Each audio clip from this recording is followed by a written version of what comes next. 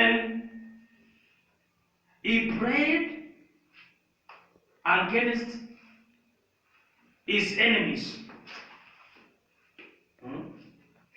Prayed against his enemies.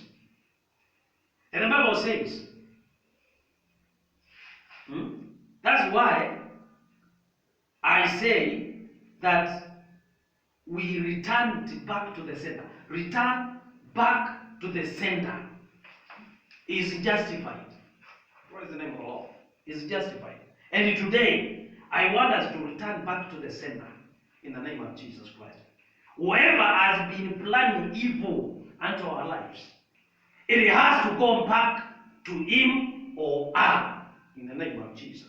Any witch that has been doing any enchantment and incantations against us, against your education, against your family, against your marriage, against your business, against your work, the enchantments are broken, and any evil will return back to him or her in the name of Jesus Christ. Whatever intention he had has to go back to her in the name of Jesus Christ. And the Bible says, now Tobiah the Ammonite was by him, and he said, even that which they built, if a fox go up, he shall even break down their stone wall. Limakuta na maganda. That was a mockery of the highest order. Mockery of the highest order. Mockery, disrespect, and dishonor, they are not our portion. Is not your portion. It is not your portion. And Nehemiah knew that mockery is not his portion. Is not his portion. He don't belong to the mockery camp. He don't belong to those people who are mocked. He knew that. And he prayed before the Lord. And he returned that mockery to Tobiah and Sanballat. Back to the center. They intended to mock the people of God. But they are the ones who are going to be mocked. They are the ones who are going to be mocked. It is not the people of God. Yes, it is not us who are going to be mocked. It is them who are planning that mockery. They are the one to be mocked. It is not us. Glory be to the name of the Lord. In the name of Jesus Christ. Whatever has been planned against our life, it shall not succeed. It shall not succeed. And we return it back to the sender who has been planning it. Let it go back to him. Let it go back to her in the name of Jesus Christ. Here, and Nehemiah began to pray. And he said, hear, O our God, for we are despised,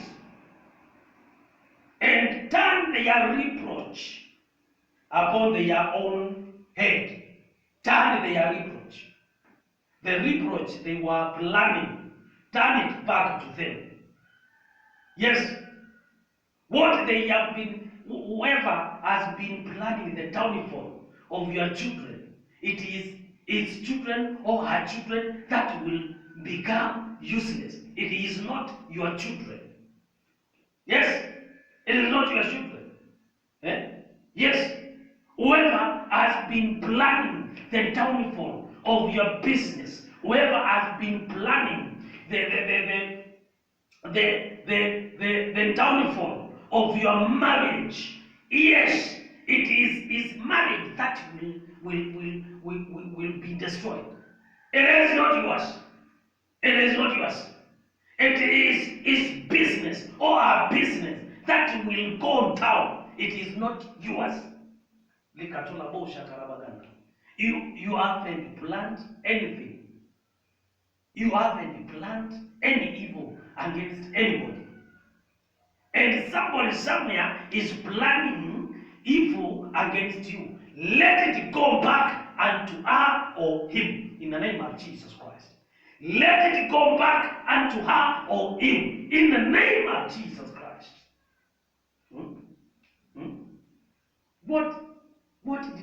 What wrong did Nehemiah do?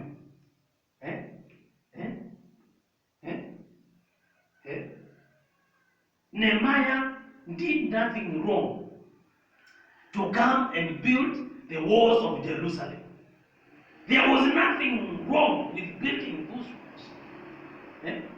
And those Tobias and those other enemies wanted the city of Jerusalem to just continue being desolate. They didn't want anything to be built there. They wanted that city to become useless, inhabitable, and the city to become very miserable. So they didn't want the Jews to build the walls of their city. They wanted the city to become desolate. They wanted that city to just continue being like that. So when they began to build the city, they were envious. The enemies of Israel were the enemies of God. The enemies of Nehemiah were the enemies of God. The enemies of this church are the enemies of God. The enemies of your family is the enemies of God. The enemies of your education are the enemies of God. The enemies of your business are the enemies of God, because that business is the one that is funding the church to continue operating. That business is the one that is helping your children, helping others, your parents. Yeah, and when it is affected, the church is affected. When it is down, the church is down, and God will not allow. God will not allow. God will stand with that business that is the business. Now, even that, and he said, and he turned their reproach upon their own head, and give them for a prey in the hand of captivity. And that prayer was very powerful, because Sanballat and the like were not successful against stopping the work of the Jews of building the wall of Jerusalem. They were not able even to stop them building. They built the wall of Jerusalem until it was finished. And they talked. They called a meeting. They convened a meeting several times to stop that building. They wrote letters to the emperor, and the letter went to Babylon.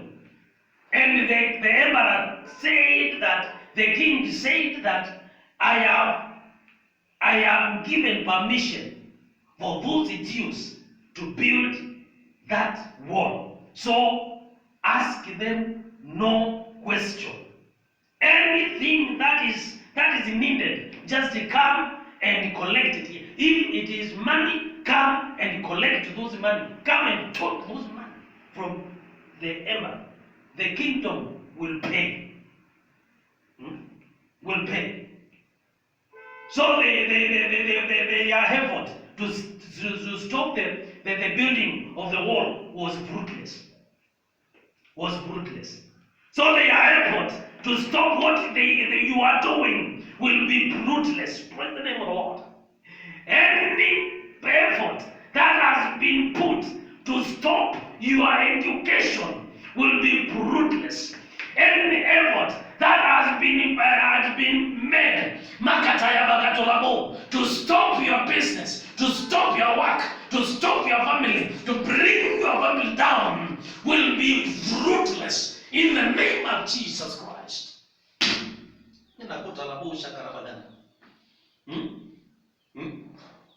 Give them to a prey into the captivity. Yes, that was the prayer of Nehemiah. Glory be to the name of the Lord. It was the prayer of Nehemiah. And he continued. And cover not their iniquity. That is, when I was reading that verse, that is when I understood that the iniquity, God covers iniquity. Will cover iniquity. For you, that is the grace of God. When the grace of God is covering you, when the grace of God is on you, the iniquity and the thing that you have been doing in the darkness